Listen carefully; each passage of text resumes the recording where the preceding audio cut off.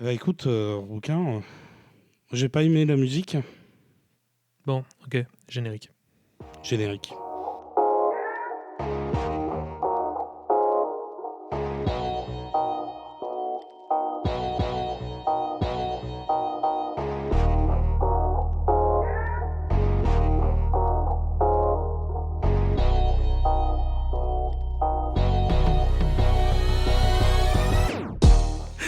Salut Loulou, salut les canapéens, salut les canapéennes, salut tout le monde. Salut tout le monde, j'espère que vous allez bien. Bah écoute, moi ça va, nickel, et toi? Oh bah moi ça va, Bon, parfait. ça faisait longtemps qu'on s'était pas vu. Ouais, je vois avec cette petite voix enrouée, géniale, parfaite. C'est ça, c'est J'adore. pour me donner un style. Ouais, j'adore. Pas assez viril avant, tu vois. Prendre l'aplomb.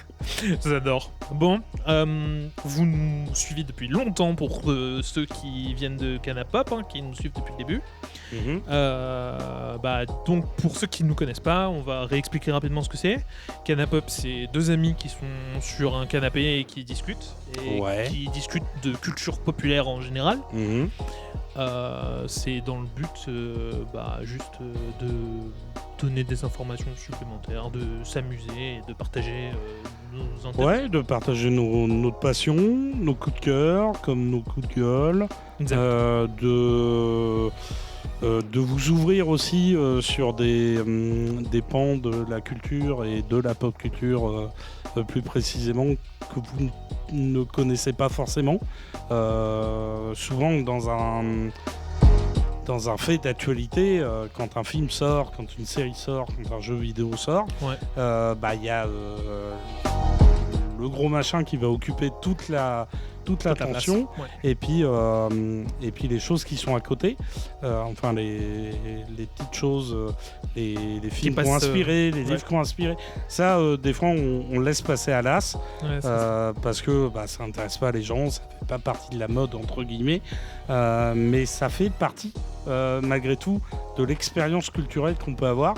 Complètement.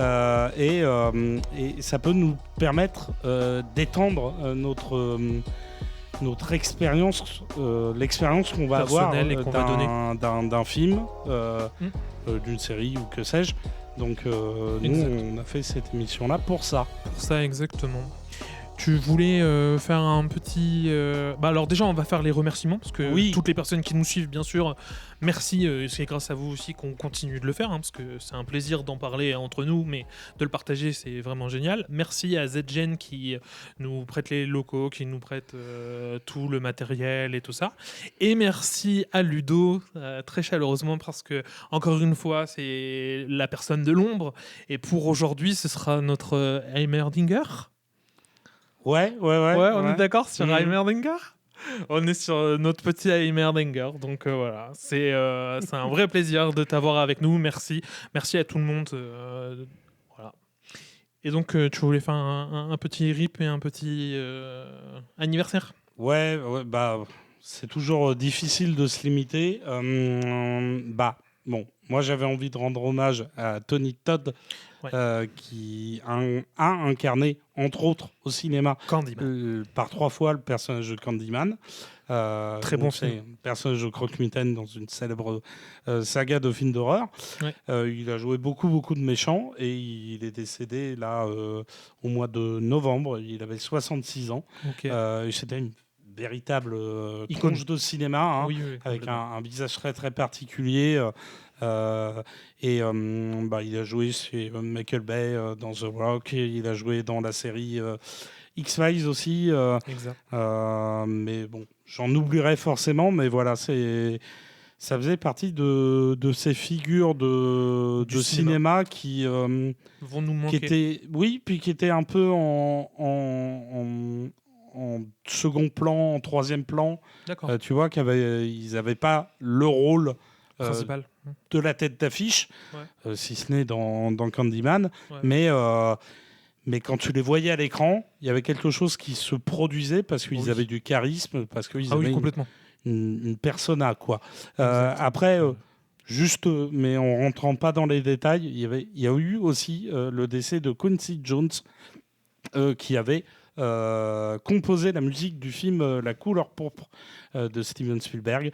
Ok. Et c'était un super compositeur de musique qui a travaillé beaucoup avec Michael Jackson. Ok. Et après, au niveau des anniversaires,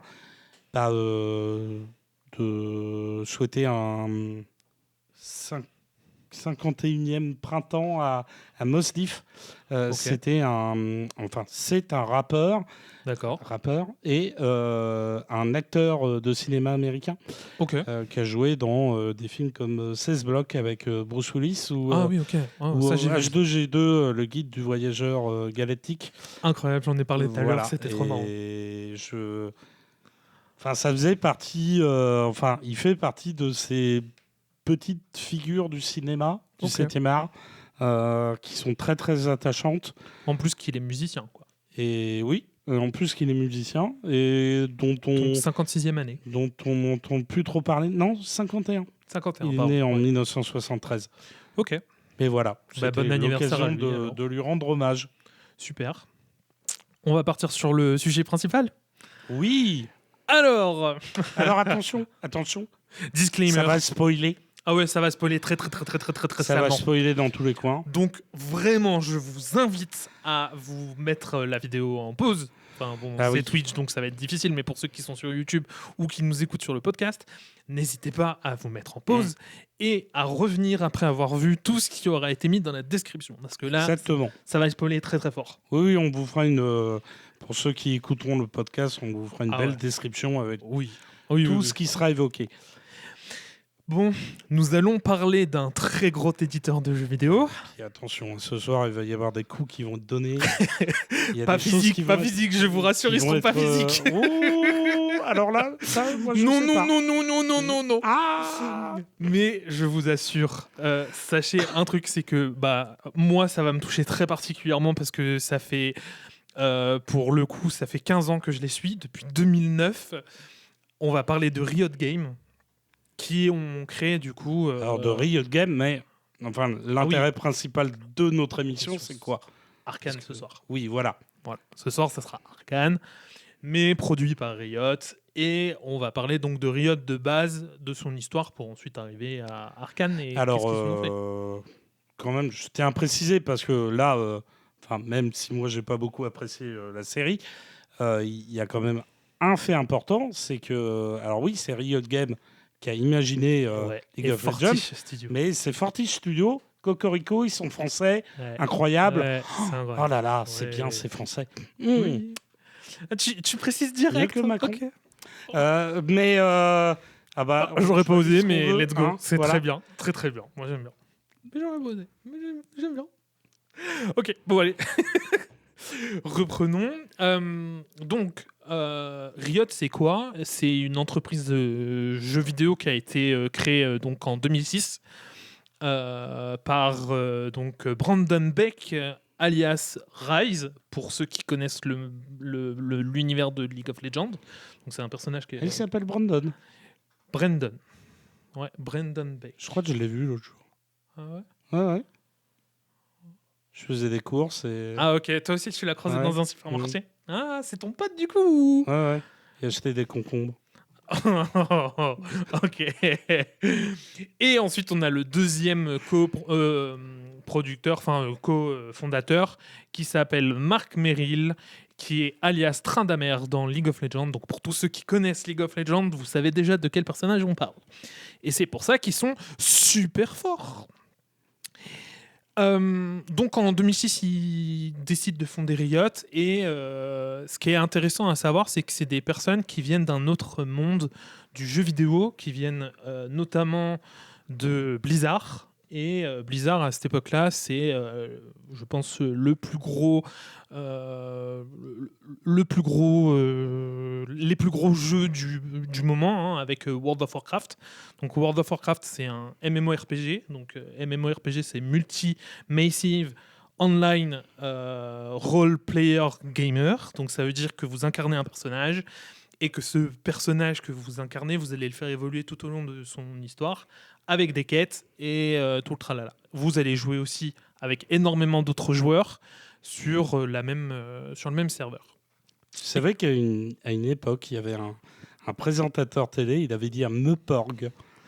Non. À quelques lettres près, Meuporg. ce sera quelque chose qu'il faudra jamais citer ici pour éviter d'être ban, hein, mais mais à quelques lettres près, hein. Mais voilà, du coup, dans l'idée, c'est plutôt rigolo de voir que les gens qui étaient sur World of Warcraft, Warcraft chez Blizzard ont décidé de partir de leur côté et de créer quelque chose. Et ils ont créé League of Legends, qui est sorti de Warcraft 3, qui est un autre style de jeu, parce que lui, c'est un STR, donc c'est-à-dire qu'on joue de la stratégie en temps réel. Ça veut dire que, en gros, pour ceux qui connaissent pas trop, vous prenez des personnages que vous allez contrôler rapidement, créer une base et faire en sorte que votre base soit la plus forte et un peu comme Civilisation pour ceux qui connaissent ou Starcraft. Voilà. D'accord. Je donne des petits exemples comme ça. Mais voilà. Et donc, Warcraft 3, à cette époque-là, a plusieurs modes en ligne qui sont jouables. Et il y en a un qui va être créé qui va ressembler beaucoup à League of Legends. Vous jouez juste un champion et vous vous combattez dans une arène les uns contre les autres. Et donc, ils vont créer en 2009 League of Legends. Et League of Legends, c'est pas rien parce que au moment où c'est créé, ça va faire ça va exploser Internet, ça va exploser le monde du jeu vidéo. À l'époque où je vous disais que World of Warcraft était vraiment très fort, il y avait 20 millions de comptes qui étaient créés. D'accord. Ça veut dire que 20 millions de joueurs potentiels en même temps.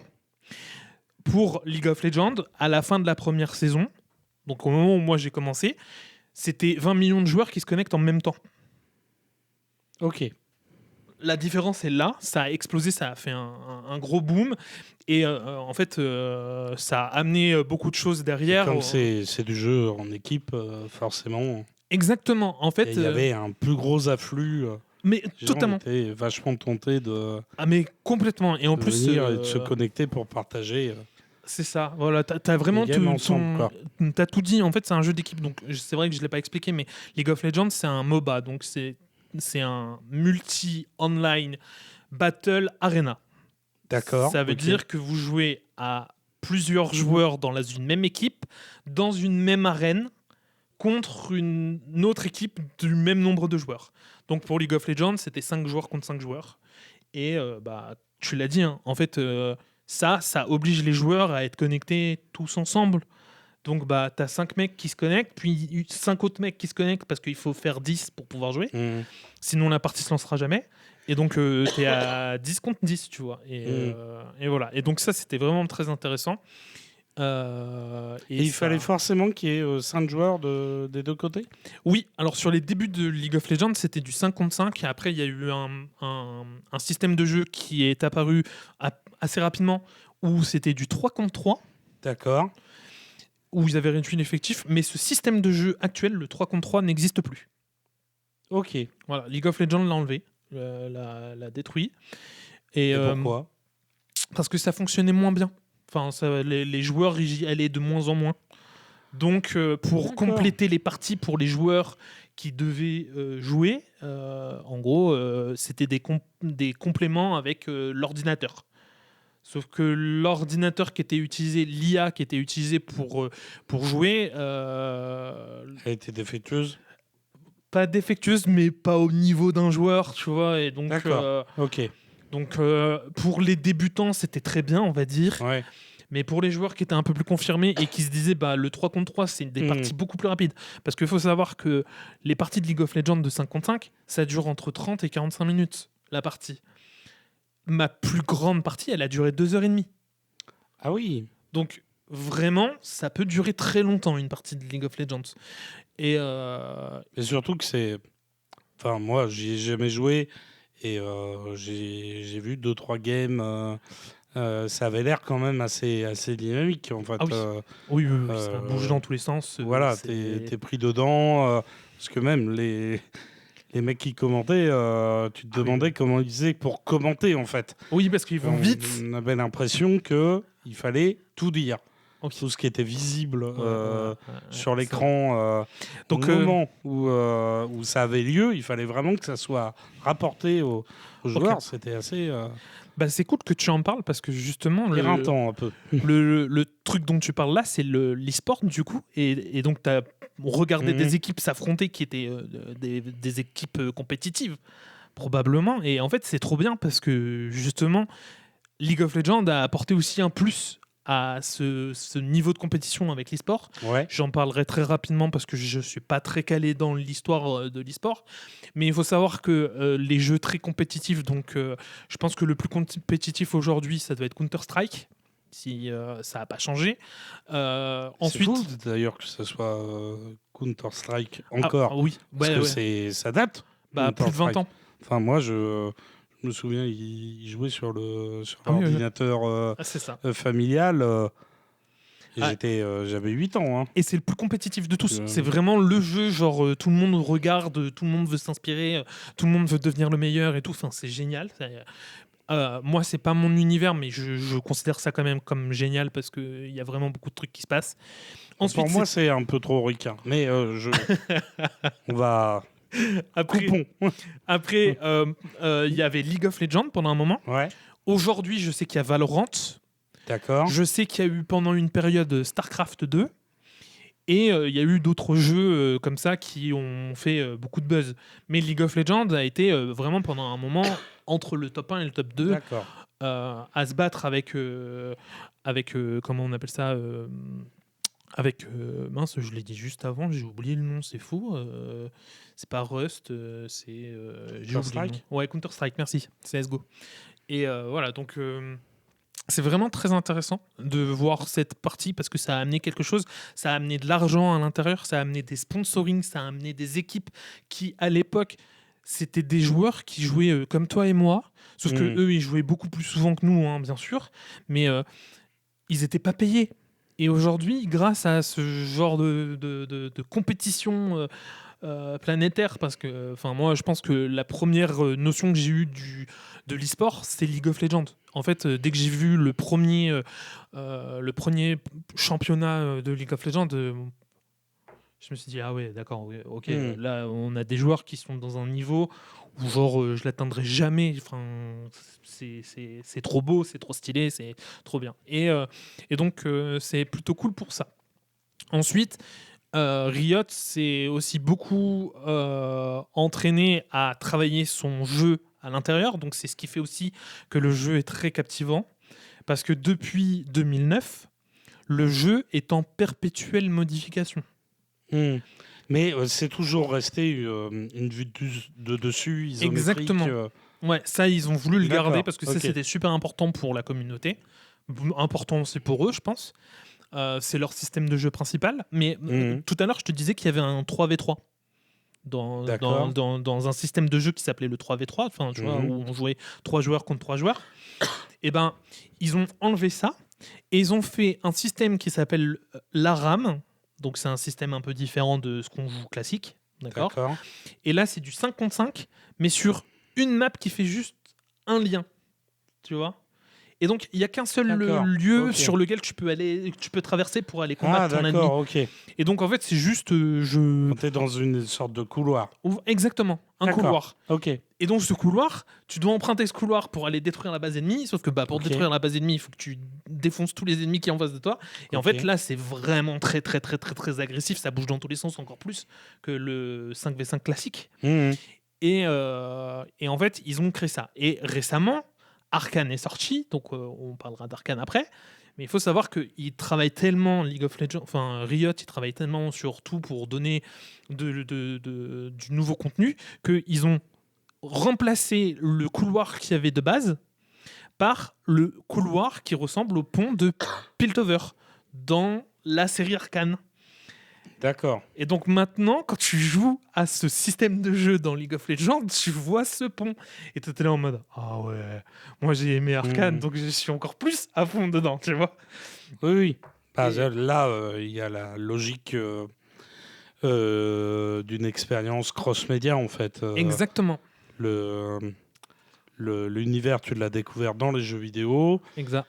Et maintenant, tu peux le voir aussi dans une série. Exact. Et bientôt, il y aura d'autres séries qui arriveront qui sont également dans le même univers. Ouais, dans l'univers de Runeterra. Donc ça permet d'étendre en fait considérablement Ah oui, les limites de cet univers, entre guillemets. totalement. Mais Et moi j'avais des questions parce vas-y. que par rapport à la façon avec laquelle ça se joue, Ouais. j'imagine que tu récupères de l'XP, des Oui. objets, Ouais. des armes, Exactement. Ouais. Et je vais y venir. de l'armure et tout, mais, Ouais, ouais, ouais. mais en fait, au final, comment ça se passe par rapport à ça? Parce Ouais. que les autres en face de toi, également, ils en récupèrent. Alors, Exactement. Alors, donc, quand on joue je vais vous parler d'un 5 versus 5 classique. Donc, pas la RAM, je vous parle vraiment du 5v5 classique. Donc, quand on joue sur ce mode de jeu, les principales choses à comprendre, c'est énorme. Pour les débutants League of Legends, il y a énormément d'informations à comprendre. Pour les joueurs de League of Legends, il y a énormément d'informations qu'il faut apprendre. C'est différent. Là, c'est vraiment apprentissage complet si vous voulez être un joueur, un très gros joueur League of Legends, et juste les comprendre pour les débutants. d'accord. Et donc, quand vous jouez à League of Legends, vous allez incarner un personnage qui est votre avatar dans la partie. Mais il se peut que ce ne soit pas le même avatar à chaque fois, parce que vous prendrez le personnage que vous avez envie de jouer au moment où vous voulez le jouer. Mais pourquoi vous choisissez? Parce qu'il y a plusieurs zones dans la même map. Il y a la zone du top, d'accord, donc qui est tout à gauche, et c'est une zone qui est liée pour aller dans les deux bases adverses. Et donc sur ce top, il n'y aura qu'un seul joueur qui va y jouer, mais vous serez sur la même map. Hein. Donc imaginez que toute votre équipe est répartie sur la carte pour que vous puissiez avoir tous les points stratégiques ensemble. Et donc il y a une personne qui va être au top, donc la ligne de droite, qui va jouer tout seul contre un adversaire qui jouera tout seul. Il y a un mec qui va jouer au milieu. D'accord. Pareil, l'adversaire va jouer au milieu aussi. Et ensuite, il y aura deux personnes qui seront au bot, qui seront sur toute la ligne de... Alors du coup, je me suis trompé, c'est ligne de gauche, le top, ligne de droite, le bot. D'accord. Et quand vous êtes au bot, vous jouez à deux. Vous jouez avec un support et un ADC. L'ADC doit faire plus de dégâts. Enfin, je ne vais pas rentrer dans tous les gros détails, mais en fait, il faut savoir quel poste on va jouer pour choisir son champion. C'est vraiment du jeu du genre stratégique. Donc il y a vraiment une logique de stratégie avec chacun à son rôle. Exactement. Il y en a qui peuvent, j'imagine... redonner des points de vie Exactement. aux autres. Il peut y avoir du healer, il peut y avoir sont plus là peut-être pour défendre et soutenir. Tout à fait. Et soutenir la personne qui fera le plus de dégâts. Et je vous ai dit, il y a 5 personnes dans une équipe. Là, je vous en ai donné 4 rôles. Il y a le cinquième, qui est le jungler. Donc le jungler, en fait, c'est très simple. Il se balade dans la forêt de toute la carte. Donc lui, il peut très bien t'arriver dessus et t'es au top. Ouais. Okay, il peut venir t'aider au top contre l'autre. Mais il peut aussi venir aider le bot, il peut aussi venir aider le mid. Et il se balade dans la forêt tranquillement, tout seul. Voilà. D'accord. Alors après, quand je dis tranquillement, c'est pas rédhibitoire ou autre, hein, c'est pas péjoratif. C'est juste, il a la capacité, lui, de pouvoir circuler librement, plus facilement, on va dire, entre les lignes, même si il faut vraiment penser que tous les joueurs doivent passer de ligne en ligne pour pouvoir faire des décalages et créer des problèmes à l'équipe adverse. Voilà. Mais à savoir, League of Legends est un jeu génial. Ok, vraiment, moi, je suis vraiment très très fan. Mais il y a tellement de paramètres à prendre en compte que là, je vais vous en parler d'autres. Tu me parlais de gold, enfin de récupération d'argent, de tout ça pour créer son stuff. Alors pour créer son stuff, c'est avoir une armure, une épée, et tout ça. Tu utilises des anglicismes alors que moi. Oui, non mais ouais, c'est ça. Non mais oui, mais en fait c'est parce que ça me fait rire, mais parce que c'est le langage de League of Legends, en fait, c'est pour ça. Oui, non, puis normal quoi. Et donc, du coup, pour récupérer les gold, vous allez devoir tuer votre ennemi, vous allez devoir tuer des petits ennemis qu'on appelle des sbires dans le jeu, vous allez devoir détruire des tourelles ou détruire des bâtiments adverses, ou tuer des monstres de la forêt Donc pour le jungler, par exemple, il se balade dans la forêt, c'est pas que pour venir sur une lane, c'est aussi pour prendre des monstres qui vont lui donner des compétences particulières. Et dans ce format-là, on va avoir des monstres plus importants que d'autres. On va avoir un dragon qui va nous donner soit un changement de terrain, soit la possibilité de se déplacer plus vite ou des choses du genre.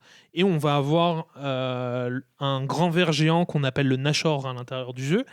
Et ce ver géant, en fait, quand vous le tuez, ça donne un maximum de dégâts supplémentaires à vos personnages. Ça leur donne un maximum de vie supplémentaire. Ça leur donne pas mal de boosts intéressants. Mais donc, quand vous récupérez vos golds et que vous récupérez de l'expérience, vous montez de niveau dans le jeu. Mais à l'intérieur du jeu, vous pouvez monter qu'au maximum niveau 18. Ça, c'est le max que vous pouvez atteindre dans le jeu. En revanche, quand vous faites votre invocateur, donc vous faites autant de parties que vous voulez, vous allez gagner autant d'expérience que vous ferez de parties. Et là, vous pouvez monter jusqu'à des records de niveau. Hein. Genre, je crois, le plus haut que j'ai vu, ça doit être 2200, un truc comme ça. C'est énorme. Enfin, là, c'est vraiment des joueurs qui ont passé 3 ans de leur vie non-stop à jouer à League of Legends, mais répartis sur les 10 années, enfin les 15 années qu'on a là, tu vois. Et c'est vraiment des scores énormes. Bon, voilà. Et donc, quand vous arrivez dans votre base à vous, vous avez la possibilité d'acheter auprès d'une boutique des armements, de l'équipement. Et ça, c'est pareil, c'est quelque chose qu'il faut apprendre par cœur quand vous êtes des très bons joueurs. C'est-à-dire que si en face de moi, j'ai quelqu'un qui est plus tank, donc quelqu'un qui va être capable d'absorber le plus de dégâts, il faut que je fasse en sorte que je puisse lui faire rapidement détruire son armure pour que lui, il absorbe moins de dégâts, mais qu'il prenne tous mes dégâts le plus rapidement possible pour que je le tue. Tu vois. Oui, logique, et donc, il faut apprendre tous ces mécanismes. Et je vous assure, c'est un jeu génial parce qu'il y a énormément de choses. Mais il est toxique. Et il est toxique à cause des joueurs qui sont à côté. Parce que vous n'avez pas le droit à l'erreur dans League of Legends. Vous avez des joueurs qui jouent avec vous, qui sont malheureusement, on va dire, mieux cotés que vous, on va dire, dans League of Legends.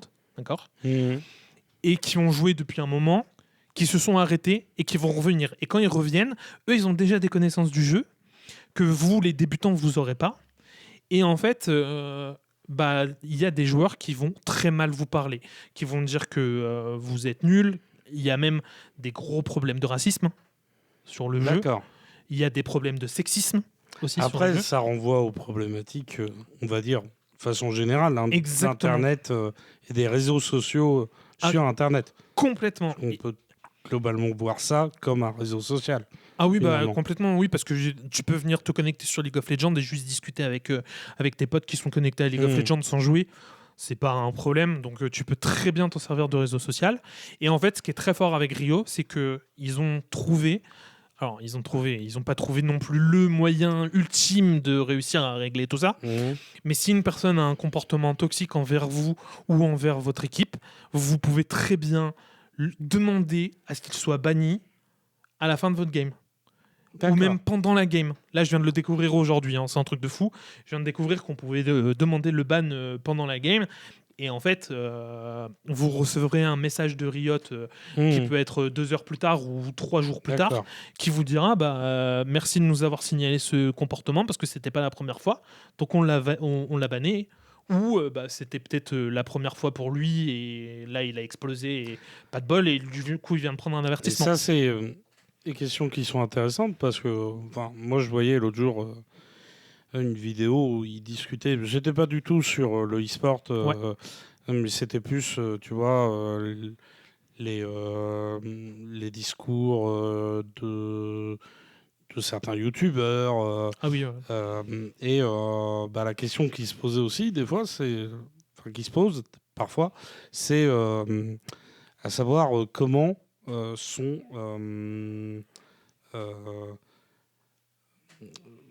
pensés, en fait, comment s'effectue le bannissement d'une personne. Parce que des fois, finalement, il y a assez peu de communication de la part des multinationales sur ces sujets-là, tu vois. Elles disent, voilà, on a banni, Mais des fois, il y en a d'autres qui sont pas bannis et qui mériteraient aussi d'être bannis. Exact. Je suis d'accord. Donc finalement, ça reste des fois un peu tu vois, Ouais, un petit casse-tête. le flou. Et là-dessus, Internet reste encore un peu une zone, on va dire, d'ombre, Oui. une zone un peu qui est pensée un peu comme une sorte de Far West, quoi. Oui, ouais, c'est Far ça. West électronique sur lequel tu vas, tu fais ce que tu veux, tu racontes ce que tu as envie de raconter, tu dis ce que tu as envie de dire, et finalement, s'il y a quelqu'un qui passe par là et qui a le réflexe de se dire bah non, c'est pas normal, et qui fait ce qu'il faut, peut-être que finalement tu vas te faire rattraper. Ouais. Mais c'est assez rare dans le monde d'Internet en général. Mais combien de fois, combien de fois il y a des gens qui... parce que c'est l'une des particularités justement de certains extrémistes, hein. Ah bah oui, enfin de tous les extrémismes d'ailleurs. Ils vont chercher Internet pour pouvoir avoir Eux, ils l'utilisent d'une façon très très vicieuse parce qu'ils le... et de n'importe quel bord qu'il soit, hein, mais d'une façon assez virale. Ils inventent un profil qui finalement ne va servir que à balancer propos injurieux sur propos injurieux, détritus sur détritus.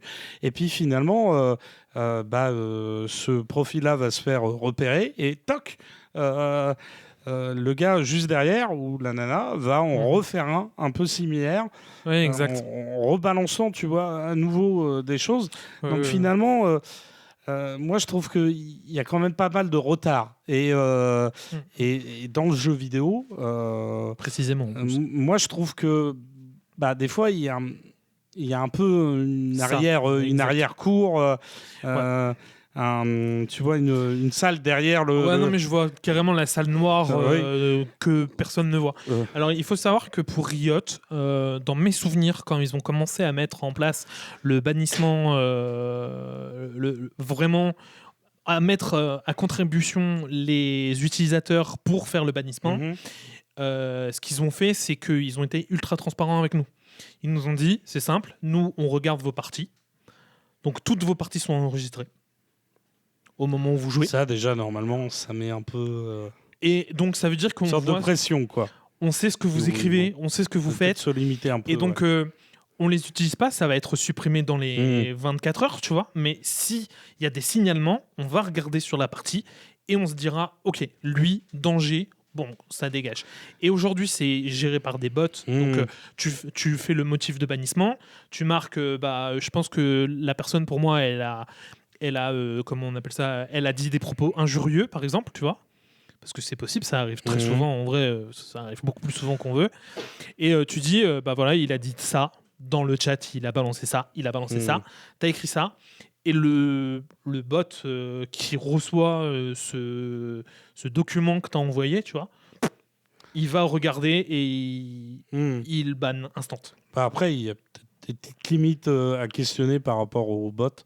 Ah oui, oui, bien sûr. Un robot et une IA, enfin voilà, c'est ça. Est-ce qu'il fait toujours bien son job ouais, bien sûr. De limite, il y a peut-être des angles droits, enfin des angles morts dans lesquels elle n'arrive pas encore à aller regarder.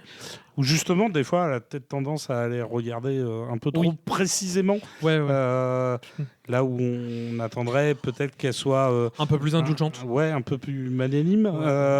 Mais après, le e-sport, c'est quand même, je crois, sur l'année 2023, pour les Français, 11,7 millions. De personnes streamers de viewers de Français fans, ouais. Ah ouais, ça m'étonne pas. En vrai, c'est tellement grandiose. C'est quand même incroyable. Dis-toi, pour... Ça représente... c'est peut-être rien dire à certains, mais ça représente... on va dire l'électorat de certains politiques. Ouais, non, mais c'est vrai, en plus, tu vois. C'est vrai, oui. Bon, moi, je l'ai pas vu de ce point de vue-là, mais je me suis dit, ça fait quand même plus d'un dixième de... Enfin, pas plus d'un dixième, ça fait plus d'un cinquième de la France, en fait. Oui. Tu vois, quand tu dis ça, et en fait, ce qui est beau à voir, et ce qui est intéressant, c'est que c'est pas que des jeunes. C'est pas que des jeunes qui ont entre 12 et 24 ans. Oui, tu vois. Il y a des personnes de 40 ans. Oui, puis parce que le jeu vidéo, quand même, maintenant, ça commence à faire un certain nombre d'années qu'il est démocratisé Exactement. et que il y a des gens qui ont commencé à jouer aux jeux vidéo, ils étaient enfants, mais maintenant ils sont beaucoup plus adultes, proches exactement. des 50 balais que Ah des ouais, 20. carrément. Et donc, eux, ils ont développé quelque chose. Et ça aussi, tu vois, il y a toujours dans l'habitus, le comportement social Ah oui, ouais, bah oui, que complètement. tu as et qui te définit en fait par rapport aux autres, te définit Toi en tant que personne, mais aussi toi, en tant qu'identité auprès du monde social et du groupe social.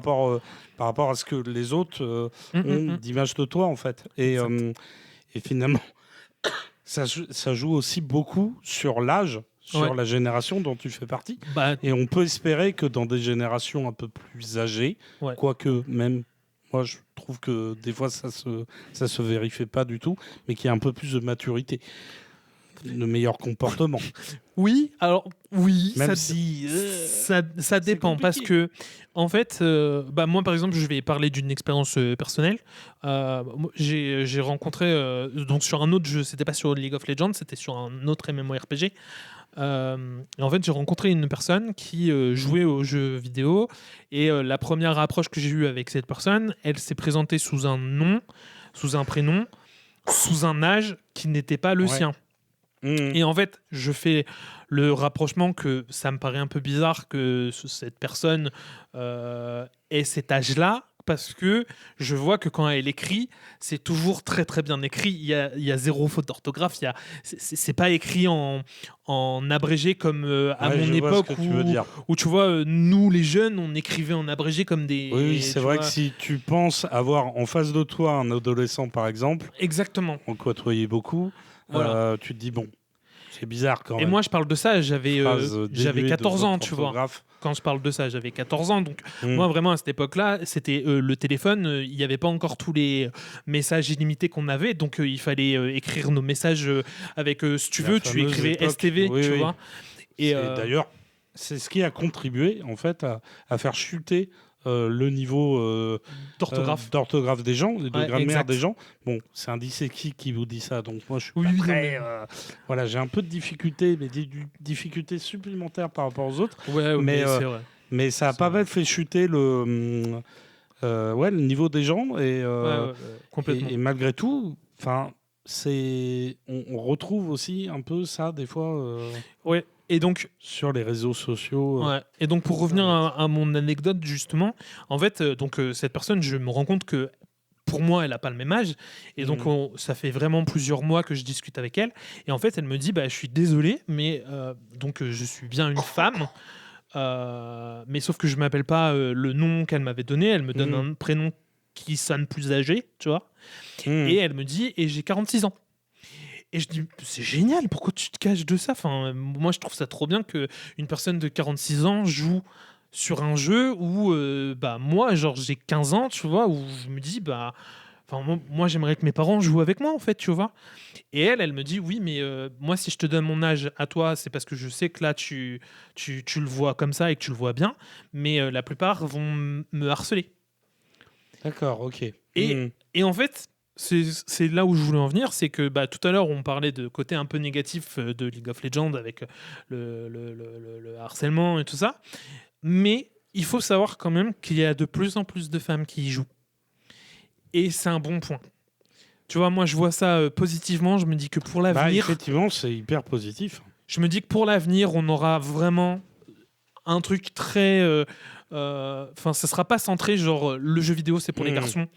Puis ça permet de faire repousser en fait les. Tu sais, il y a un terme qu'on utilise pour tout ce qui est discours au milieu de la sphère médiatique. Ouais. C'est la fenêtre d'Overton. Okay. C'est les sujets que tu vas pouvoir évoquer. Ouais. Et qui vont pas paraître tabous, limite, ce genre de choses. Et moi, ça me fait là l'histoire dont tu me parles, ça me fait penser à la fenêtre d'Overton, parce que finalement, le fait qu'il y ait de plus en plus de femmes qui participent à ce genre de choses et qu'il y ait de plus en plus de femmes qui deviennent des personnages médiatiques, ça permet de faire prendre conscience aux gens que la femme aussi, elle a sa place dans ce genre de milieu-là. Ah, mais Bon, après, il y a eu un certain nombre d'histoires d'harcèlement et d'harcèlement à caractère sexiste de la part de mecs envers des nanas. Et même à ce niveau-là, il y a encore beaucoup de boulot à faire. Ouais, même chez Riot, je disais juste avant, en fait, justement, tout à l'heure, quand tu parlais juste avant, il y a eu quelques problèmes chez Riot où justement des femmes des femmes qui travaillaient, des développeuses, sont parties parce qu'elles subissaient du harcèlement, harcèlement moral et probablement sexuel. Sur leur lieu de travail avec Riot. Et en fait, il y avait même un haut placé. Hein. Oui, une haute placée, exactement. Un mec qui était hautement placé, qui s'est fait accuser de. Oui, et d'ailleurs, il a démissionné. Moi, quand j'ai vu ça, je me suis dit, oui, non, c'est vrai. Il a quitté son poste de PDG ou un truc comme ça, je sais plus ce que c'était exactement le terme exact, mais oui, je me rappelle d'avoir lu ça aussi. Et en fait, c'est un peu dommage de sentir qu'il y a ce genre de problème. Après, c'est très bien qu'il soit dénoncé, parce qu'il faut que ça cesse. Il faut qu'on ait plus de trucs positifs et beaux dans ce monde, dans cet univers. Parce que ce que j'ai vu, moi, c'est quand même que Riot, ils ont créé plein d'autres trucs à côté. Ils ont créé des bandes dessinées en coopération avec Marvel, pour faire de l'univers supplémentaire. Et ça, je trouve ça génial. Moi, après, je rajouterais quelque chose, mais sur l'aspect vidéoludique. Ok. Ils ont créé des trucs supplémentaires sur du jeu vidéo. Ils ont créé le Teamfight Tactics, qui est un autre système de jeu encore. C'est du Battle Arena, mais cette fois-ci, vous prenez plusieurs champions et vous les jouez tous en même temps, mais vous les contrôlez pas vraiment. Enfin bref, c'est un peu particulier. Et ensuite, ils ont aussi fait un autre jeu qui s'appelle Valorant, qui n'a rien à voir avec l'histoire de Runeterra réellement, de ce que j'ai compris, mais c'est un FPS. Donc le FPS, c'est du First Player Shooter. Et très clairement, Valorant ressemble trait pour trait à CSGO, avec l'idée qu'on a des pouvoirs supplémentaires dans Valorant. Voilà. D'accord. Mais ça y ressemble beaucoup. Et ils ont fait tout ça, puis ils sont arrivés à Arcane. Oui, alors moi, avant d'aller là-dessus, moi je voulais quand même dire que la place aussi de League of Legends dans la société, elle est aussi due à la crise de Covid, évidemment pas si loin de nous encore, c'est vrai. et qui a quand même presque permis de développer quelque chose là-dessus. Alors après, moi j'ai regardé des petits débats entre streamers qui ont l'air de faire beaucoup de streams de jeux vidéo et tout, qui expliquaient que finalement ça avait presque créé une sorte de bulle où c'est engouffré dedans à la fois du spectateur, mais de l'argent aussi. Ce qui a du coup créé un truc qui est monté. Et finalement, comme toutes les bulles, au bout d'un moment, ça finit par exploser, quoi. Et ce qui est marrant que tu parles de ça, c'est que justement, Riot, en 2018, va faire un partenaire avec BAMTech, qui est le créateur qui va permettre de faire du stream à très longue portée partout dans le monde, tu vois. Et ils vont avoir 300 millions pour League of Legends. Ouais, mais du coup, c'est génial ça. Juste pour du coup peut-être terminer là-dessus, parce que on en parle déjà depuis longtemps, mais il faut savoir que les 10 tournois d'e-sport ayant réuni le plus de spectateurs en simultané dépassent invariablement la barre des 3 millions de téléspectateurs. Par contre, sur Twitch, on enregistre 60 milliards de visionnages de stream pour League of Legends. Et 60 milliards, c'est énorme. Hein. Oui. Faut se rendre compte que C'est clairement hallucinant, quoi. C'est presque 10 fois la planète Terre. Ah oui, non, mais... Tout le monde a regardé au moins 10 fois un stream c'est- de League of Legends. C'est vraiment dingo. Et sachant que je suis pas dedans. Mais c'est pour ça que... C'est ça qui est fou. C'est pour ça que c'est un sujet d'autant plus passionnant, le e-sport, tout ce que ça génère dans la pop culture.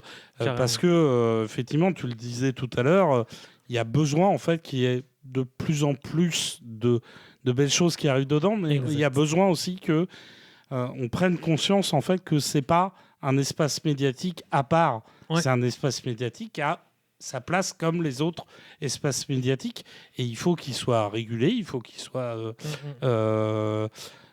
comment dire, judiciarisé. Je ne sais pas si on peut dire ça comme ça, mais pour essayer de mettre voilà, soit bien régulé, des bornes, des limites, pour que les gens partent pas en freestyle, et surtout que ça ne devienne pas le lieu commun. Je dirais des extrémistes pour les appeler comme ça, tu vois, et pas viser plus loin. Pour éviter de dire que c'est des connards, mais oui. Non, désolé, pas de gros mots, mais là... Même sans aller, tu vois, dans la vulgarité, j'aurais pu utiliser 14 milliards d'autres qualificatifs pour définir les gens à qui je pense. Mais c'était pour signifier, en fait, que...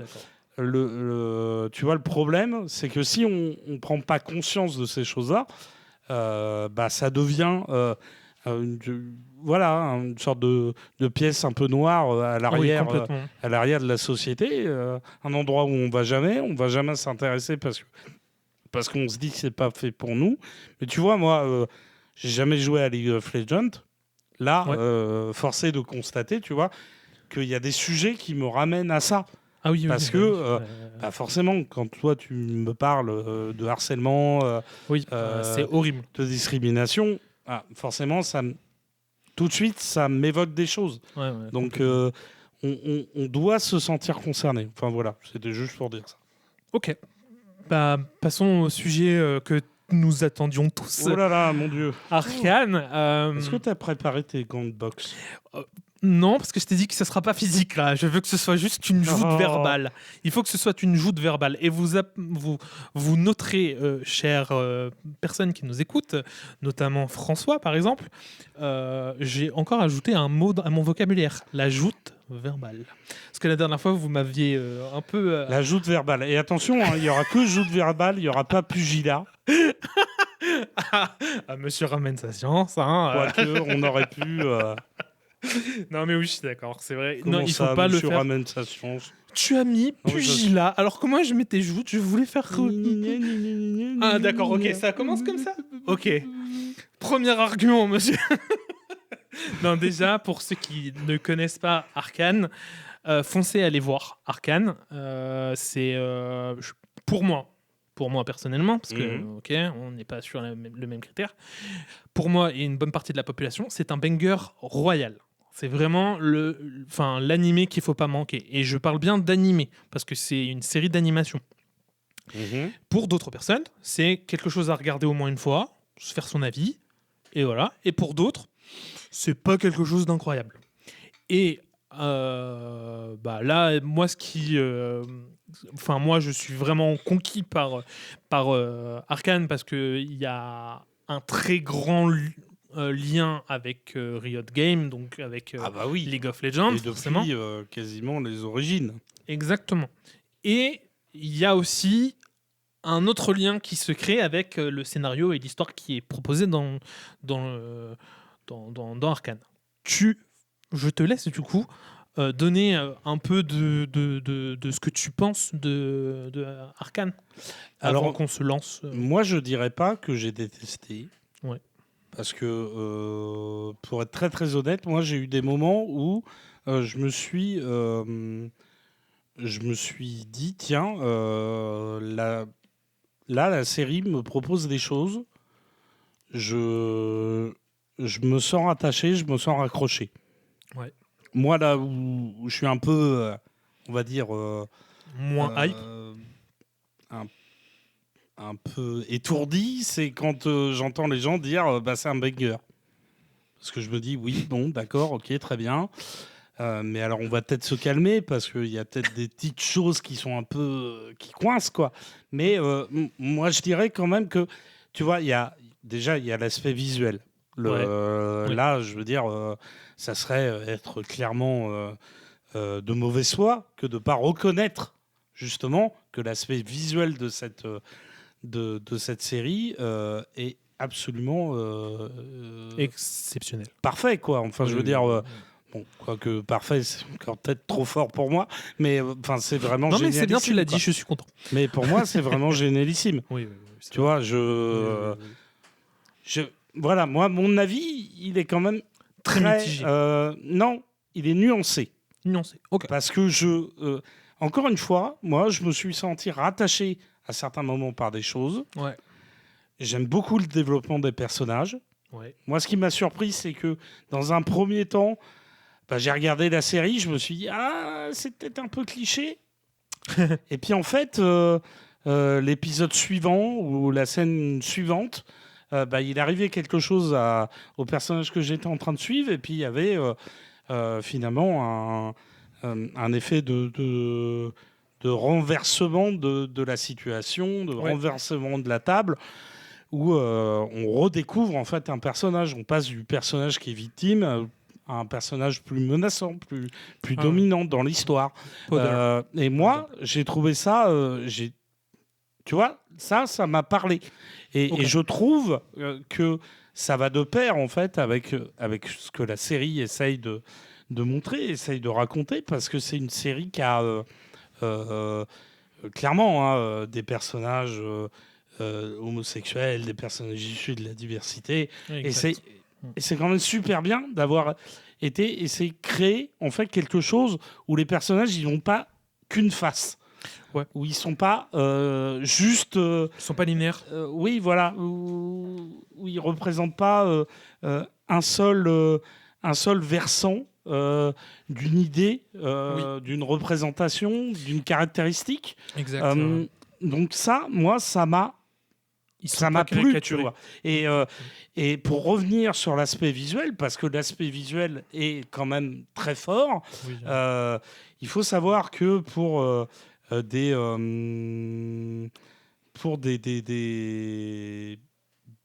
séries animées standards, c'est entre 6 et 12 millions de budget. Ouais, de budget. Mais par contre, quand tu es sur Arcane, là, tu passes carrément à du 60-80 millions. Bah, en vrai, là, ils ont fait le budget, ils ont donné le budget, ça a coûté 280 millions pour les 2 saisons. Ce qui est juste énorme. Oui, moi, là, ces chiffres-là, visiblement, correspondaient plus à la première, exactement. à la première saison. C'est ça. Mais enfin, voilà, tu vois, moi, la série, de prime abord, elle m'a bien plu.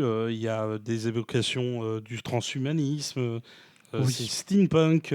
C'est Arcane Punk, précisément. Il y a, d'accord, il y a des liens familiaux entre les personnages. Il y a quand même beaucoup de personnages qui sont pensés avant tout avec par rapport à un autre personnage. Ouais. Alors, avant que tu détailles un peu plus, je vais quand même donner le synopsis pour les personnes qui ne connaissent pas, parce qu'on ne l'a pas encore fait. Oui. Et donc le synopsis pour moi, il est très simple, ça va tenir sur 2 phrases. En gros, vous allez suivre, en tant que téléspectateur, vous allez suivre l'histoire d'une famille, de 2 sœurs précisément, donc une qui s'appelle Powder et une qui s'appelle Vi, parce qu'il l'appelle Vi en français, et Powder va même plus ou moins devenir un autre personnage à l'intérieur de la même série, qui s'appellera Jinx. Et donc, pour ceux qui connaissent League of Legends, vous savez déjà qu'on parle de Vi et de Jinx. Et en fait, on va suivre leur histoire très, très touchante et très déchirante, parce que au final, les 2 sœurs vont se battre et vont avoir un problème familial très compliqué. Et voilà, donc toute l'histoire va tourner autour de ces deux personnages centraux, mais il y a plein d'autres personnages qui s'y greffent et qui ajoutent des morceaux d'histoire supplémentaires qui sont toutes résolus à la fin de la saison 2. Et puis, ces autres personnages, ils ont leur temps Exactement. pour exister Oui. dans le lore général. Oui, exactement. On a même des fois des épisodes, je pense que il doit y en avoir des épisodes où les deux personnages principaux que tu évoquais tout à l'heure, ils Jinx sont et Vi. très clairement Pas du soit tout en dedans. retrait, soit pas du tout là. Oui, il y a un épisode où on voit pas du tout Jinx et on voit pas du tout Vi. Donc moi, je trouve ça, quand même c'est génial. vraiment pas mal parce que moi, je parlais tout à l'heure de différents liens, différentes connexions qu'on pouvait faire entre deux persos. Ouais. Et ce que j'apprécie, c'est que, je disais ça aussi tout à l'heure, il y a souvent un personnage est pensé avec un autre personnage qui va pouvoir lui faire écho. Exactement. Et donc, qui va le développer. Il va y avoir des liens familiaux, donc il y a Jinx et Vi, il y a Exact. Cassandra et Caitlyn aussi. Oui, Caitlyn. Et ça, c'est Cupcake. intéressant parce qu'il y a différents schémas familiaux qui se juxtaposent. Exactement. Parce qu'il y a celui de la petite sœur et de la grande sœur, il y a celui de la fille et de la mère, ouais. mais il y a aussi la fille et le père, une relation, les filles avec les pères. Et une relation homosexuelle. Il y a du conflit de classe. Exact. Oui, avec Zone et Piltover. Exactement. Et ça, d'ailleurs, il faudra en reparler avec. Il y a du conflit de génération. Exact. Et il y a quand même aussi du rapport de subordonné à supérieur. Ouais, je suis d'accord. Et ça, moi, je trouve que ça donne de la texture, ça donne du volume à l'ensemble.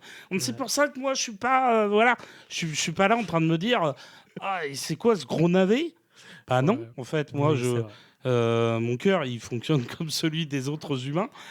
Donc, j'ai passé les 2 saisons quand même à switcher régulièrement et à me dire, bon, ça va. La série, elle arrive à venir me rattraper sur des éléments comme ça. Moi, ce qui me gêne, c'est beaucoup plus, on va dire, dans la grammaire visuelle, dans les effets de montage, ça te faisait marrer tout à l'heure en off, l'utilisation de la musique. et pas moi, possible. pour moi, là-dessus, c'est presque moi le problème. Parce que, pourquoi c'est moi le problème ? Parce que je pense que ça, c'est quand même l'apanage de beaucoup de séries, de films, soit actuels, soit des 15-20 dernières années. Ouais. Et Dieu sait qu'il y en a certains que j'ai appréciés. Mais moi, je sais que là, pour le coup, c'est quasiment subjectif, en fait. Je vais pointer quelque chose qui est réel, mais finalement, moi, je l'aime pas. Mais qui t'a pas touché, toi, en fait. C'est pas... moi, j'ai pas eu la corde sensible là-dessus. Et je vais essayer de rebondir là-dessus parce que là, moi, ça me touche vraiment particulièrement. La musique, justement, moi, pour le coup, c'est vraiment quelque chose qui m'a transcendé, qui m'a mis en émoi, qui vraiment j'étais au plus bas sur certaines musiques, puis j'étais au plus haut grâce à d'autres musiques. D'accord. Et en fait, ce qui est intéressant, c'est la révélation la corrélation qu'il y a entre la musique et les images dans beaucoup de passages de Arcane depuis la saison 1. Les musiques ont tout un rapport direct avec les images qu'on voit. D'accord. Et tellement important que il y a un passage dans la saison 2, donc là, je vous préviens, je spoil fort. Dans la saison 2, il y a un passage où Jinx va vouloir se faire exploser parce que elle doit casser le cycle. Et pour éviter de faire du mal à sa sœur et tout ça, elle préfère se suicider et elle va vouloir se faire exploser. Et à ce passage-là, il y a un autre personnage qui apparaît, qui s'appelle Echo, qu'on connaît déjà dans la série, et pour ceux qui jouent à League of Legends, vous connaissez aussi le personnage, qui a le pouvoir de remonter dans le temps. Et son pouvoir, c'est de remonter dans le temps 4 secondes en avance. Donc il va remonter dans le temps avant qu'elle se fasse exploser. Et la musique qui est défilée à ce moment-là s'appelle Westland. Et il faudra bien marquer From Arcane si vous voulez l'écouter sur n'importe quel site de streaming de musique. Parce que sinon, il y a d'autres musiques Westland. Et donc, cette musique s'appelle Westland. Et en fait, à un moment, dans la musique, elle est séparée en 2 parties. La première partie te raconte « Il faut me laisser partir, je veux partir, je dois disparaître, en gros, de ta vie. Okay. » Et la deuxième partie, c'est « Je ne veux pas partir, ne me laisse pas partir. » Don't let me go. Et en fait, dans la partie où on voit Echo et Jinx, ce passage-là, en fait, on entend cette musique entièrement. Donc, on va entendre le dernier moment où Echo arrive à sauver Jinx. On entend Don't let me go. Donc, ne me laisse pas partir. Donc là, ça a une importance folle parce que la musique te prouve que voilà, Echo et Jinx, il y a un lien qui est méga fort. Et cette même musique va avoir lieu dans la fin de la saison 2. Donc, encore une fois, je spoil, désolé, mais dans la fin de la saison 2, le moment où Jinx est tenue par Vi parce qu'elle a été projetée dans le vide et que Vi est en train d'essayer de la sauver alors qu'elle est tenue par Vander, son père, qui est enragé et tout. Enfin bref, c'est un bordel. Jinx, il y a la même musique et Jinx va lâcher la main. Vi va avoir la main qui glisse, donc il va devoir lâcher sa sœur. Et sa sœur va faire exploser le tout. Et au moment où ça se termine et que le passage se termine et que la musique s'arrête, c'est Let Me Go. Seulement Let Me Go. Et en fait, tu vois, moi je trouve que pour cette musique, par exemple, elle a un super gros rapport entre les deux passages qu'on voit dans l'animé, tu vois. Mais il y a une autre musique là qui fait un buzz monstrueux. Merci Stromae, merci Pomme d'avoir fait cette musique. C'est Ma meilleure ennemie, qui est dans un épisode où on va voir Jinx avec Powder. Mais d'ailleurs, bon, c'est peut-être mon côté un peu chauvin, mais moi j'ai bien aimé quand ces chansons étaient en français. Ah oui, mais tout le monde a aimé cette musique, elle était incroyable. Je me suis dit, et dis-toi que cette musique, C'est c'est le top numéro 4 mondial sur Spotify. Elle a tout explosé.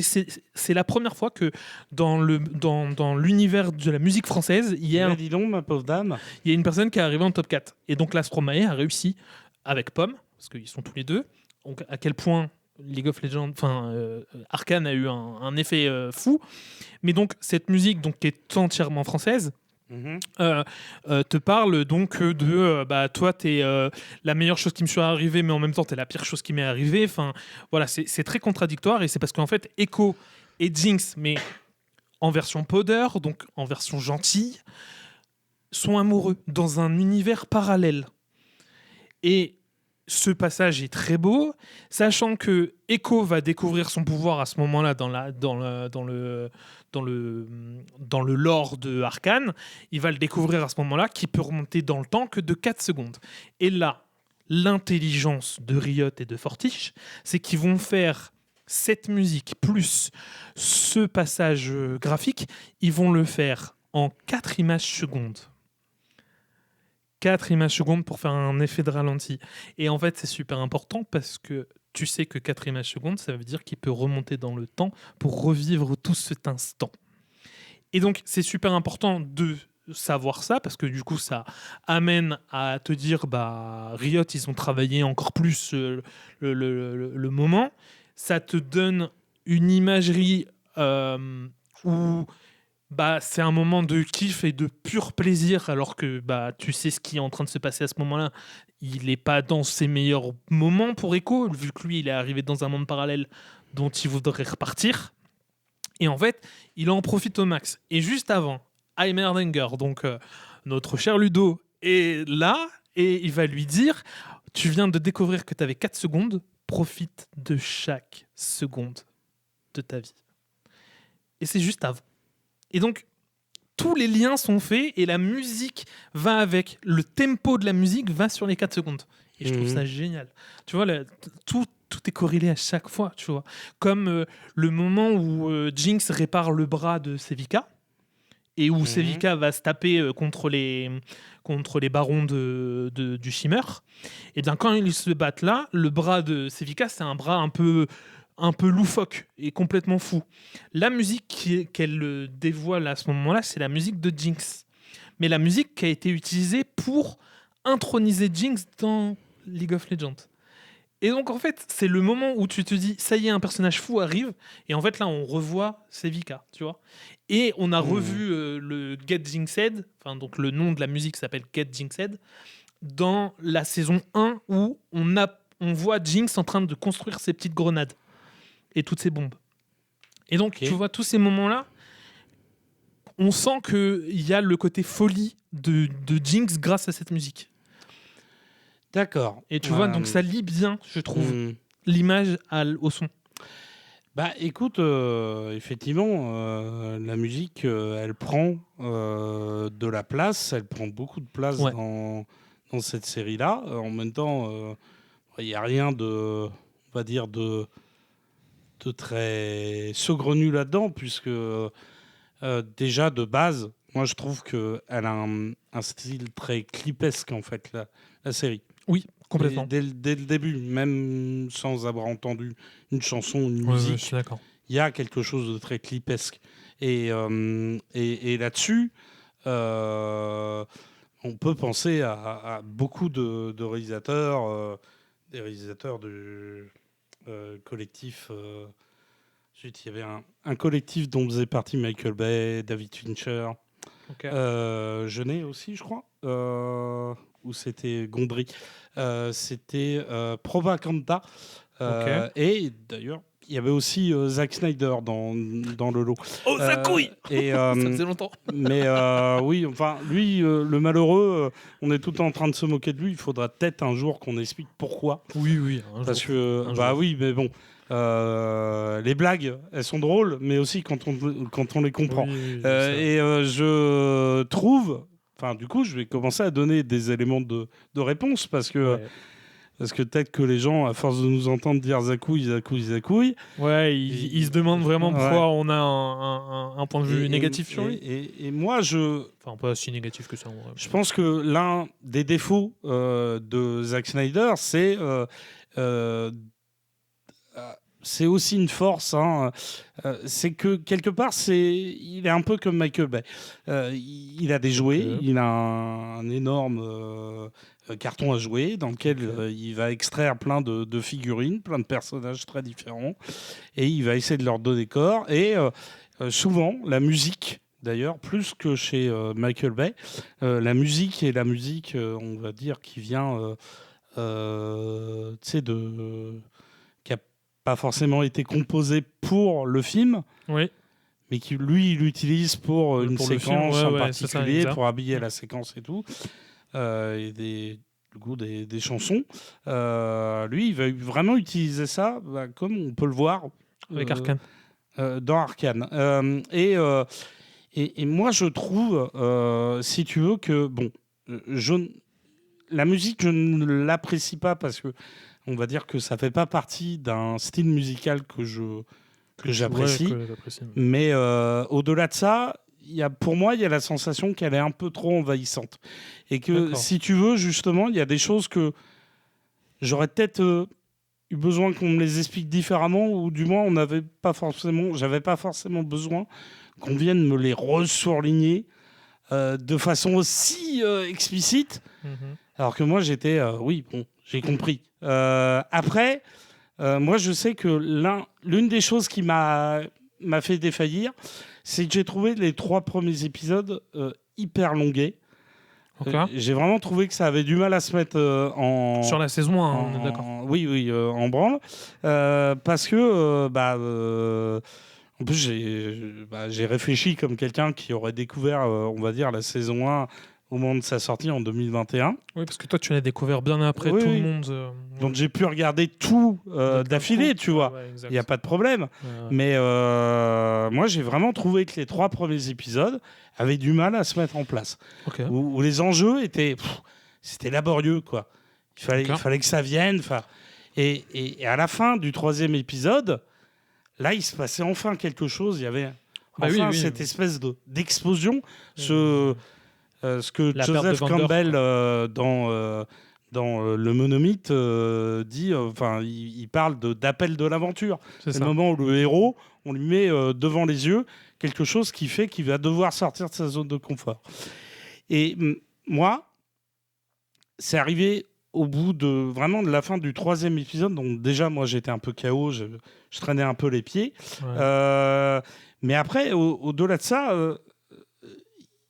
comme dans tout objet clipesque, il y a un côté vraiment très tape à l'œil qui, moi, je me suis dit, je dois être devenu un peu trop vieux pour la démarche, ou je dois vraiment être devenu un peu un vieux CON, pour pas dire les choses de façon hyper vulgaire et frontale. Mais ça m'a... Enfin, je suis resté sur le côté. Ok. Et combien de fois dans la série, je me suis dit, ah ben non, n'est pas me foutre une musique là maintenant, alors que moi je suis dans l'action et que je suis en train de suivre les personnages et j'ai envie de les suivre, mais avec une sorte de finesse, d'élégance du montage, de la mise en scène. Et à certains moments, la série y arrive en plus. Je vois, je crois que c'est au début de la saison 2, ça doit être le 2e ou le 1er épisode, il y a une séquence d'attaque terroriste avec des gros monstres. Ouais. Et les personnages sont plongés dans le brouillard, il y a un Oui. tout petit peu un Ouais. effet de film d'horreur. Mhm. Et là, je me suis dit, waouh, là, oui, d'accord, ok, je ressens le truc. J'ai vu le dernier épisode là aujourd'hui, et je me suis laissé prendre au jeu. Mais je me suis laissé prendre au jeu parce que enfin, c'était la mise en scène, c'était le découpage, c'était ces trucs très fins de grammaire cinématographique, de grammaire visuelle, Mhm. qui étaient là et qui étaient présents pour venir m'attraper. Et au final, où je suivais les personnages, et je les suivais tellement que quand un personnage finit par trahir ce qui est censé être son Oui, amoureuse, oui. là je fais bah quoi, Ouais, je te trouvais mignonne, t'avais l'air sympa, ouais. t'avais l'air gentil. Ah et Cupcake. mais le problème, c'est que moi je l'ai ça combien de fois dans la série, à certains moments, je me suis dit c'est bon, lâchez-moi, Ouais. lâchez-moi, j'ai envie de Ok. j'ai envie de l'apprécier sans tes besoin de venir me fourrer la cuillère qui déborde, qui dégouline De musique. de chocolat, de crème, Jusqu'au beaucoup fond de trop la gorge. sucrée pour moi. Laisse-moi manger mon truc à la vitesse où j'ai envie de le manger, quoi. Ne m'écœure pas. Ok. Bon, voilà, moi, ça fait partie tu vois, des petits éléments. Après, il y a quelque chose de plus général, mais peut-être que tu veux réagir sur ce que je viens de... Bah alors, moi, sur la musique, j'ai dit tout ce que j'avais à dire parce que j'ai dit tout ce que j'avais à dire sur la musique. Tu vois, en général, je suis plutôt heureux avec ce qu'ils m'ont proposé. Par contre, en termes d'effets graphiques, on en a parlé un petit peu tout à l'heure. Et en fait, ce que j'aime vraiment beaucoup avec eux, et tu en parlais aussi très bien, c'est que dans le monde de l'animation, il y a la plupart des gens qui connaissent un peu la production d'animation, ils savent que en une journée, des gros producteurs d'animés vont être capables de faire 9 à 12 images par jour. D'accord. Et ben pour Riot et pour Fortiche Studio, donc merci à vous, hein, je tiens vraiment à le dire, bah, vous avez fait que 2 images par jour, 2 à 3 images par jour, parce qu'ils mettent énormément de travail sur le détail. Et Ah le bah détail est hyper important parce que on voit que c'est de la peinture, tu vois, enfin on sent L'aspect technique est très clairement... Ah oui, oui, enfin, il est au-dessus de... de tout, de tout, de tout. Il y a Ah bah... En termes après, d'animation, il n'y a pas beaucoup d'animés qui sont dans leur même niveau si on à ne eux. veut pas parler de niveau qualitatif, enfin, je veux dire, la série a un aspect tellement singulier Ah oui, oui, non, mais en complètement. DA Ah oui, que tu complètement. peux pas, voilà, tu peux Ouais, pas c'est la ça. comparer à autre chose. C'est ça. Et en fait, c'est génial donc pour ça. Donc ils ont mis beaucoup d'images à l'intérieur. Ils ont mis des références pour les joueurs de League of Legends. Il faut savoir que dans la saison 1, il y a énormément de références. Je pense que moi, en étant un joueur depuis 2009 et un joueur assidu, pas assidu, pas assidu et tout, je pense que je connais, avec toutes les informations que j'ai eues et que j'ai glanées autour pour cette émission, je pense que je connais que 60% des références totales de Arcane, de tout ce qu'il propose. D'accord. Et notamment, j'ai découvert une information supplémentaire hier où il s'inspire pour la saison 2, notamment, d'un grand peintre qui s'appelle Alphonse Morat. Voilà. Ok. Et donc, il s'inspire de ça, il s'inspire de l'expressionnisme aussi, donc de Claude Monet et tout.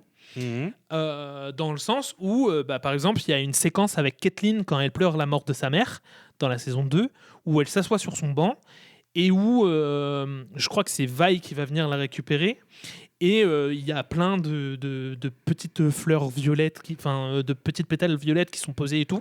Oui, puis il y a certains moments où tu passes de l'animation, on va dire en 3D, Oui, à quelque chose de vraiment dessiné, un exactement. peu pastel, Ouais, où tu as l'impression que on aurait balancé en fait c'est ça. de la peinture et que la peinture Ouais. prenait vie, Et c'est génial, je trouve faisait ça trop bien. toute seule le mouvement de pinceau du peintre. Quoi. C'est Et un autre truc vraiment rigolo. ébouriffant à ce niveau. Ouais.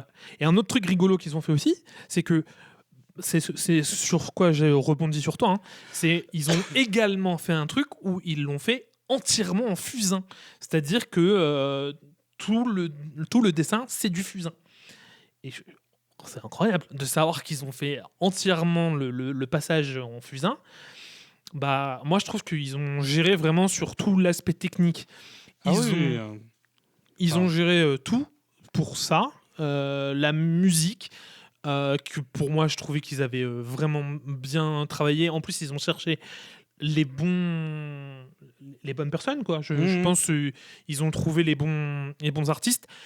Il faut savoir aussi, et là, je suis désolé, je vais être chauvin encore, hein, mais Cocorico, on a réussi. La version originale est moins bonne que la version française. Dans le monde entier, les gens écoutent la version française plus que la version originale. Alors tu vois, C'est chauvin, c'est génial. moi je vais être chiant. J'ai eu à certains moments la sensation que le jeu d'acteur était un tout petit peu en. En décalage. Bah, je le sentais pas, tu vois. Ah ouais. Il y avait quelque chose qui, pareil, me laissait un peu sur le côté. Mais C'est marrant, ça. moi, tu vois, ça me fait aussi penser à des films, majoritairement, oui, des films, qui ont comme particularité d'être assez mono-émotionnels. Ok. Je ne sais pas si c'est bien clair ce que je suis en train de Ouais, en raconter. gros, il n'y a pas le 1000 couches que t'aimes bien avoir dans les Voilà. autres films. Et moi, même au-delà du cinéma asiatique, je considère que les très, très grandes œuvres pour moi, les très, très grandes épopées, Oui, oui. elles en sont pourvues, en fait, de cette Ouais, ouais, bien capacité sûr. à, tu vois, à avoir vraiment Toutes les émotions différentes variées. couches. Et voilà. Et moi, en fait, il m'a manqué, et ça, j'y ai pensé après qu'on ait été voir Pushpa 2 le dimanche dernier Tu l'as placé à Rouen, Bravo, bravo. parce que bon, c'est un film indien, et moi, je ressors du cinéma, et toi, je venais de te parler de mon désamour pour la musique d'Arcane, et puis tu me fais Encore quoi chose, encore. la musique d'Arcane, mais t'as bien aimé la musique de ce film-là. Et bon, moi, j'avoue que sur le coup, je me suis dit, oui, bon, ouais, musique, ouais, d'accord, ok, il m'a têtu. Et puis après, en y réfléchissant, je me suis dit, ouais, mais finalement, dans un film comme Pushpa 2 ou dans Excalibur de John Borman, dans Conan le Barbare de John Milius, Le Seigneur des Anneaux. dans Le Seigneur des Anneaux de Tolkien, ou dans une retranscription comment dire, de la guerre de Troie ou de l'Iliade de façon plus générale, plus globale, tu vas avoir des moments de comédie en fait, et de comédie humaine, où deux personnages se rencontrent. Tu vois, dans Pousse pas, c'est criant. Je veux dire, il y a deux personnages principaux qui sont amoureux. Et puis quand on passe justement à la séquence où ces deux personnages amoureux sont ensemble, on bascule du film de gangster au film romantique, et où il y a une sorte de truc un peu autre, quoi. On a l'impression d'être ailleurs. Alors, les gens qui ont du mal diront... et c'est pour ça que je pense que là, c'est peut-être un peu en partie, moi aussi, le problème. Hein, parce que c'est vraiment très singulier, très subjectif. Mais... tout est subjectif. Moi, j'adore. Non, tout n'est pas subjectif. Parce que dire, tu vois, rappeler le budget d'Arcane sur ces épisodes, c'est objectif. Mais tu vois, dire, moi, j'adhère pas à la musique, ça, c'est subjectif. Et en fait, le fait est que c'est subjectif tu vois, d'avoir du mal avec quelque chose qui te dit, bon, moi, je vais traiter mon histoire, mon récit, mon univers, avec vraiment quelque chose de très... il y aura une émotion. Et l'émotion, elle sera très sérieuse ou un peu dramatique. Et en fait, moi, j'ai eu l'impression de regarder... Alors, des films de Zack Snyder ou du cinéma de Nolan ou du cinéma de Villeneuve, et qui sont des films qui, moi, me laissent toujours sur le côté. D'accord. Et à chaque fois que j'essaie d'expliquer à quelqu'un qui a aimé ces trucs-là, je tombe toujours devant une porte de prison, parce que les gens sont en mode « Oh, si t'as pas compris, c'était vraiment débile. » Excusez-moi d'être un être humain qui vit une vie avec normale, une émotion différente. Et qui, quand une nana lui fait de la dragouille, il est content. Mais quand mon chef au boulot m'engueule, je suis pas content. Nom de Dieu. Non, mais c'est vrai. Et tu vois, et le problème de Arcane, pour moi, c'est qu'il y a ce truc d'émotion. C'est toujours très... Ça reste toujours dans les mêmes notes. Ah, wow. Et ça m'a... moi, du coup, ça m'a laissé de marbre. Je me suis pas plongé dedans comme j'aurais voulu être émotionnellement plongé dedans. Tu vois, ça m'a pas fait pleurer, alors que moi, je pleure 1000 fois plus devant un film comme Baoubali 1 et 2, où subitement, tu vois, tu passes de la séquence romantique cuculapraline à la séquence qui te renvoie à de la tragédie grecque, quoi. Voilà. Okay. Là, ça me choque que tu me dises que tu trouves que Arcane n'est pas mono-émotion, mais genre qu'elle flirte très souvent avec la même vision de l'émotion. Tu vois, parce que je trouve qu'il y a quand même des grosses scènes où ça va être de l'action, où tu vas pouvoir avoir un peu peur pour les personnages, te dire est-ce que je suis pas en train de potentiellement le perdre. Comme par exemple, je pense à la grosse bagarre de l'épisode 3 de la saison 1. Mais justement, pour moi, il y a toujours ce truc. Attention, scène d'action, ça va être dangereux. Ouais, après, il y a des moments d'humour avec les débiles du premier épisode. Je pense à eux parce que eux me faisaient vachement rire, mais quand ils essaient de sauter de toi en toi, on sent qu'il y a ce petit truc où on est un peu débile, moi, un peu pas du tout. Voilà. Après, il y a des moments. Ça m'a pas du tout capté comme ça, tu vois. Il y a aussi les moments avec Heimerdinger où c'est plutôt assez rigolo. C'est pas que du sérieux avec Heimerdinger. Le comportement... Mais même, tu vois, ce petit personnage-là, moi, je le trouvais trop chouette. Dès que je l'ai vu, je me suis dit, c'est le maître Yoda de cet univers. Oui. Non, oui. Ça m'a- c'est- Oui. Mais non. J'étais bloqué Oui. parce que moi, Maître Yoda, tu vois, pour moi, Maître Yoda, c'est aussi le petit personnage vert où tu sais pas encore que c'est Maître Yoda. Ouais. Et quand il a une interaction avec un petit robot casse-couille, et ben, il lui tape sur la caboche parce que c'est un vieillard un peu aigri, un solitaire, quoi. Bah, en vrai, ouais. Alors, bah, pour ceux qui connaissent Heimerdinger, c'était beaucoup plus facile de le voir comme il est là parce que c'est le personnage de la science dans l'univers de League of Legends. Dans LoL, quand tu joues Heimerdinger, c'est ça, c'est le personnage de science. Et d'ailleurs, c'est très intelligent parce que League of Legends, on fait plein de parallèles avec tous les personnages. Et il faut savoir que dans LoL, on a eu des histoires. Et d'ailleurs, je pense que c'est pour ça que ça a amené Arcane et que ça a amené les bandes dessinées et tout. C'est parce qu'il y avait des histoires à chacun des personnages. Ils ont créé un univers, ils ont créé Runeterra et tout. Et donc, beaucoup de personnages ont été mis dedans, donc notamment Vander, qui est devenu Warwick pour ceux qui connaissent League of Legends, donc c'est le loup-garou. Ensuite, on avait Singe, c'est pareil. On avait comment il s'appelle, je l'ai dit tout à l'heure, Victor. Et en fait, Victor, il faut savoir que le personnage de Victor ne ressemblait pas du tout à ça dans League of Legends. Très intéressant d'ailleurs, ce personnage. Ouais, oui, Victor, incroyable. Et en fait, le personnage en lui-même ne ressemblait pas du tout à ça. Ça ressemblait plutôt à une machine avec le bras mécanique qu'on voit à la fin qui tire des lasers.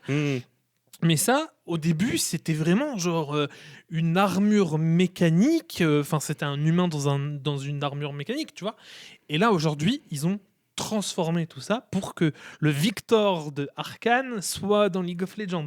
Pour vous dire à quel point là, ils sont en train de tout rendre canon pour que l'univers s'étende et que donne quelque chose de plus grand, de mieux travaillé peut-être, même s'ils avaient très bien travaillé. Franchement, moi je le dis, ils avaient très très bien travaillé sur tous les personnages. Mais en fait, pour moi, je pense que ça c'était très bien. Tout ce qu'ils ont fait là, ils ont vraiment fait du très bon travail. Je donne juste au moins un petit truc négatif pour moi, parce qu'il faut quand même donner au moins une fois un négatif. Le côté négatif, c'est qu'ils ont fait que 2 saisons. Et je vais m'expliquer pourquoi. Le budget des 300 millions qu'ils ont dépensé pour les 2 saisons, normalement, c'était pour 5 saisons initiales. Et étant donné que Fortiche Productions et Riot, c'était la première fois qu'ils travaillaient ensemble de cette manière-là pour faire un animé et tout, ils ont mis beaucoup de temps pour produire un épisode, puis un deuxième, puis un troisième et tout. Donc, vu le temps qu'ils mettaient, ils mettaient beaucoup plus d'argent et tout le tralala. À mon avis, ils ont dû faire beaucoup de retours en arrière de oh, putain, cette scène me plaît pas, voilà, il faut refaire et tout le tralala. Et donc, ils ont pas perdu de l'argent parce qu'au final, c'est quelque chose de grandiose de ce qu'ils ont proposé, mais dans l'idée, voilà. Et donc, ils ont raccourci. Et moi, je suis déçu parce que 2 saisons. Alors après, je sais que maintenant, il y a 3 autres gros projets qui vont sortir dans l'univers de Runeterra. Mais je me dis, je suis un peu triste. Sachant que Netflix, le studio de distribution, du coup, parce que c'est Netflix qui distribue le projet, Netflix a donné que 3 millions pour pouvoir le distribuer. Ce qui n'est pas grand-chose sur les 280 millions qui ont été balancés. Hein. Voilà, enfin, vraiment, je me dis, ça a été assez court. Ok.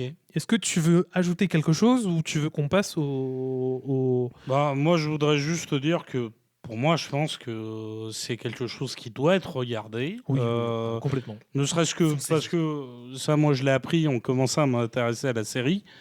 À la suite de la première saison, les gens de chez Fortiche Studios ont été contactés par les studios Pixar. Alors, je veux dire, tu vois, tu parlais tout à l'heure d'objectivité, de subjectivité. Ça, pour moi, c'est objectif. Quand des gens comme ça contactent d'autres personnes, voilà. Ah oui, là, non, mais ça là, se pose clair, là. Il n'y a pas besoin de 10 milliards d'explications. Et ça fait peur, d'ailleurs.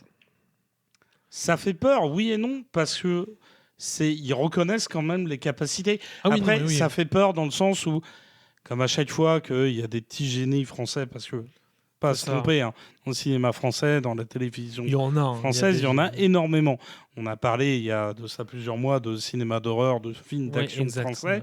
On en a beaucoup sous Sous le capot. pied. Mais le problème, c'est qu'en allant aux États-Unis, et notamment en se rapprochant de très très gros studios, maintenant Pixar, c'est plus tout seul. Hein. Ça appartient à Disney. Ça se fait beaucoup, comment dire, muselé par les intérêts des gros studios. Et on va pas rentrer dans la critique du capitalisme, mais ce sera pour un projet. Voilà, c'est ce vers quoi ça tend. Moi, là, maintenant, derrière, j'ai quand même envie de dire aux gens, si vous ne l'avez toujours pas regardé, foncez. Allez le regarder, parce sur Netflix. Il y a déjà un aspect visuel qui est très très bien travaillé. Il y a des personnages qui savent se révéler surprenants. Complètement. Et il y a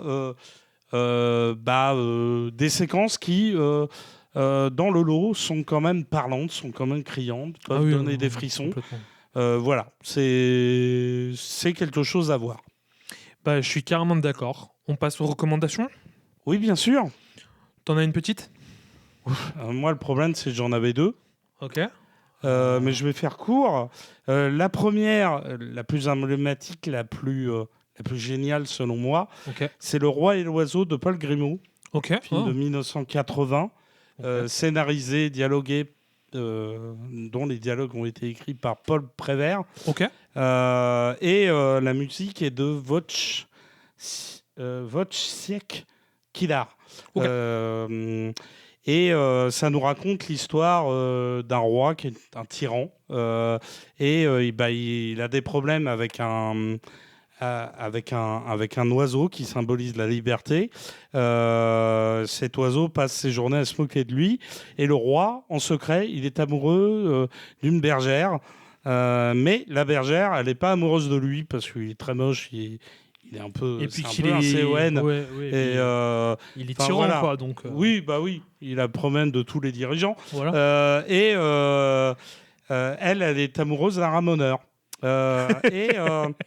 Et en fait, le film est rempli, comme Arcane, de moments d'animation.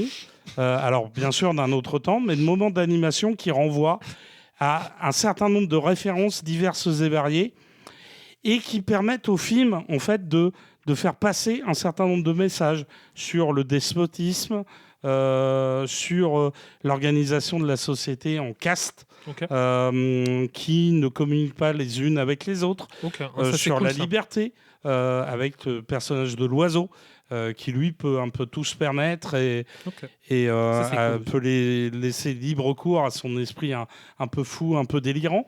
Et au milieu de tout ça, il y a la musique de Kilar, et la musique de Kilar, elle a un aspect à la fois un peu, musique classique, mais tu sais, à la fois très épique et à la fois musique un peu qui servirait à habiller des univers de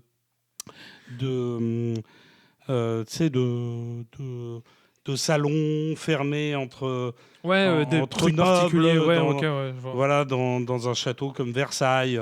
Voilà, c'est vraiment une expérience, quelque chose à regarder, à faire découvrir aussi à vos enfants, parce que c'est un truc très... c'est familial. C'est quand même malgré tout familial, malgré tous ces aspects-là. Ouais, c'est ça. Mais tu peux le regarder avec les yeux complètement à l'opposé des standards de Disney. Mais il faut le faire découvrir parce que c'est une autre proposition. Et à côté de ça, il y avait Avril et le monde truqué, inspiré de Jacques Tardy. Ça, c'est un peu plus dans l'aventure rocambolesque avec du mystère, avec de l'action. C'est dans un univers steampunk. Ça raconte l'histoire d'une jeune savante dont ses parents ont mystérieusement disparu. Le monde a l'air d'être bloqué à l'ère de la vapeur. C'est ça. Et à plus forte raison parce que tous les grands scientifiques qui élaboreront en fait les découvertes de l'électricité, du nucléaire et tout ont disparu. Et il va y avoir toute une aventure avec de l'action, avec des courses-poursuites. Tout ça. Et c'est vraiment très bien, même si, à la différence du Roi et l'Oiseau, c'est un peu plus dans les standards. Ça suit un peu plus les... Ça me faisait même penser un peu à du Miyazaki. Les grosses lignes.